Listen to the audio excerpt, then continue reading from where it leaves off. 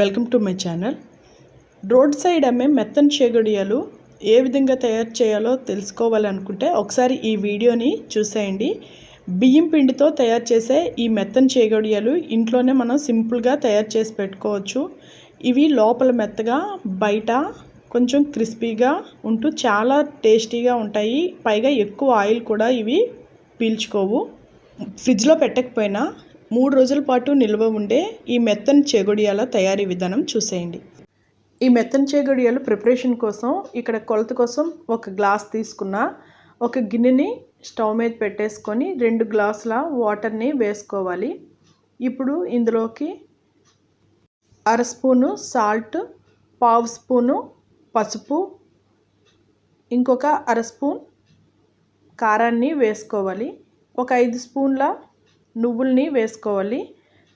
1/2 spoon జీలకర్ర, అలాగే ఒక 5 స్పూన్స్ వరకు పెసరపప్పును కూడా వేసుకోండి.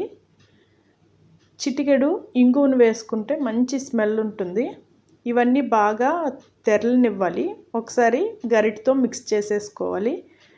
ఇప్పుడు ఈ వాటర్ బాగా మరుగుతున్నప్పుడు ఇందులోకి ఒక గ్లాస్ బియ్యం పిండిని వేసుకోవాలి.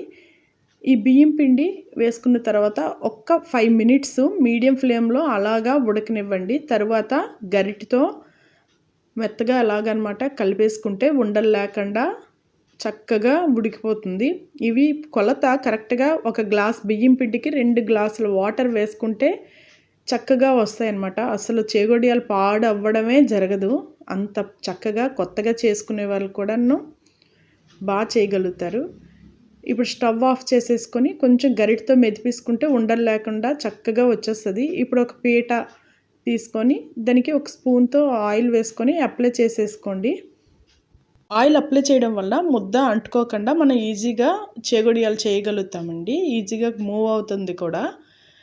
ఇది మన ఫింగర్ షేప్లో అనమాట. పొడవుగా ఫింగర్ అంత మందంతోనే చేగొడియం చేసుకొని ఇరుపక్కల అనమాట అటాచ్ చేసుకుంటే సరిపోతుంది.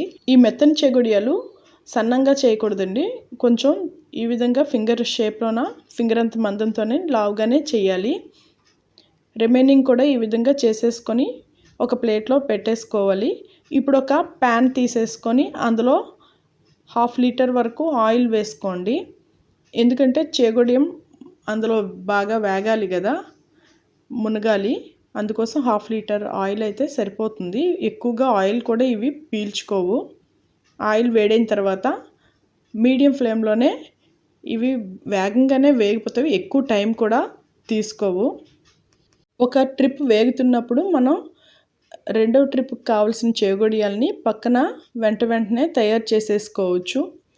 ఒకవైపు వేగిన తర్వాత రెండవ వైపుకి టర్న్ చేసేసుకొని రెండవ వైపు కూడా వేగిపోయిన తర్వాత ఇవి తీసేసుకొని పక్కన పెట్టేసుకోవాలి. ఇవి వేగుతాయని ఎప్పుడంటే మనకు తెలుస్తుంది, ఆయిల్ బుడగలు రావడం ఆగిపోతుంది కదా, అప్పుడు అందులో చెమ్మంతా పోయి వేగాయని మనకి తెలుస్తుంది. ఇప్పుడు ఇవి పక్కన పెట్టేసుకొని మిగతా తయారు చేసుకున్న చేగొడియాలన్నీ కూడా ఈ విధంగానే వేయించేసుకోవడమని. ఈ మెత్తని చేగొడియాలు మన రోడ్ సైడ్ కొనే చేగొడియాల కంటే చాలా టేస్ట్గా మనం ఇంట్లోనే ఫ్రెష్ ఆయిల్తోని అప్పటికప్పుడు పిల్లలు అడగగానే లేదా గెస్ట్స్ వచ్చేటప్పుడు కూడా మనం సింపుల్గా రెడీ చేసి పెట్టుకోవచ్చు. ఇవి ఆయిల్ కూడా ఎక్కువగా పీల్చుకోవు.